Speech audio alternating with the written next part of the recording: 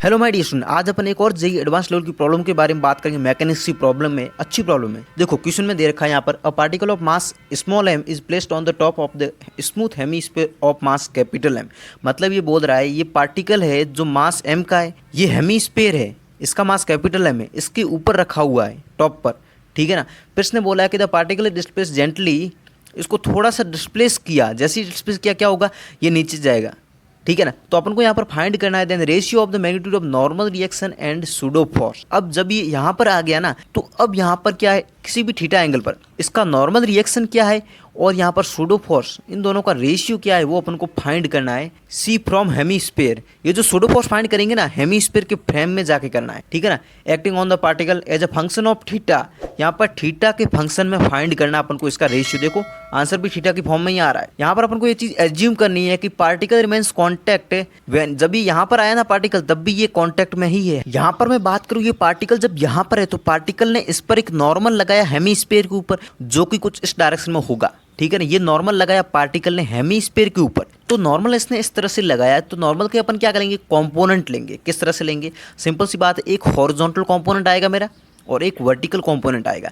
Horizontal component क्या है वो अपन को फाइंड करना है। सबसे पहले एंगल फाइंड करना। देखो ये इस तरह से, देखो ये जेड बन गया मेरा, तो ये वाला एंगल भी मेरा क्या हो जाएगा, थीटा। तो ये वाला कंपोनेंट एन, वर्टिकल क्या आ जाएगा, N cos theta, horizontal component N sine theta आएगा। तो एन साइन थीटा आ गया मेरा horizontal component N sine theta.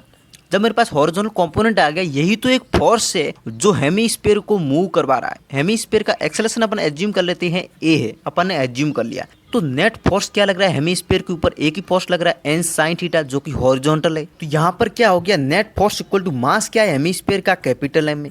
Acceleration assume किया ए, तो सिंपल सी इक्वेशन आ गई मेरे पास यहाँ पर। और अपन यहाँ पर बात करें, यहाँ पर ये जो मास एम है ना, इसके ऊपर क्या फोर्सेज लग रहे, सूडो फोर्स क्या है इसके ऊपर। तो अपन इसके ऊपर बैठ के इमेजिन कर लेते सारी चीज़, क्योंकि अपन को इसके फ्रेम के रेफरेंस में ही देखना है। तो अपन इसके ऊपर बैठ के इमेजिन करें, तो देखो जैसे ही इस साइड जाएगा ना, तो एक सूडो फोर्स लगेगा इसको जस्ट बैकवर्ड डायरेक्शन, जिसके ऊपर अपन बैठ के इमेजिन करते हैं ना। तो सूडो फोर्स जिस पर अपन को लगाना है, उस पर सूडो फोर्स की डायरेक्शन क्या होती है, वो जो बॉडी है ना जिसके ऊपर अपन बैठे हैं, उसका एक्सेलरेशन क्या है, उसके जस्ट ऑपोजिट डायरेक्शन में क्या लगता है, सूडो फोर्स लगता है। अब सूडो फोर्स होता क्या है, उसका मास क्या है जिस पर अपन लगा रहे हैं, तो मास इसका एम है, और उसका एक्सेलरेशन क्या है जिसके ऊपर अपन बैठे हैं विद रिस्पेक्ट टू ग्राउंड, क्या है ए है। तो यहाँ पर ये एम ए हो गया सूडो फोर्स। ठीक है। तो सूडो फोर्स की वैल्यू आ गई मेरे पास एम ए। तो सूडो फोर्स की वैल्यू आ गई इस तरह से। अब मेरे को क्या करना है, रेशियो ही तो लेना है नॉर्मल का। तो नॉर्मल मैंने फाइंड कर लिया, साइन थीटा को अपॉन में भेज दिया, तो m a upon sine theta आ गया। ठीक है ना। तो सूडो फोर्स से दोनों का रेशियो ले लिया मैंने। यहाँ पर रेशियो जैसे ही लिया, तो मेरे पास यहाँ पर capital M upon small m sine theta, ये मेरे पास रेशियो आ गया, जो कि ऑप्शन में चेक करें तो कौन सा होगा, ये फर्स्ट वाला ऑप्शन अपना क्या होगा, करेक्ट हो जाएगा।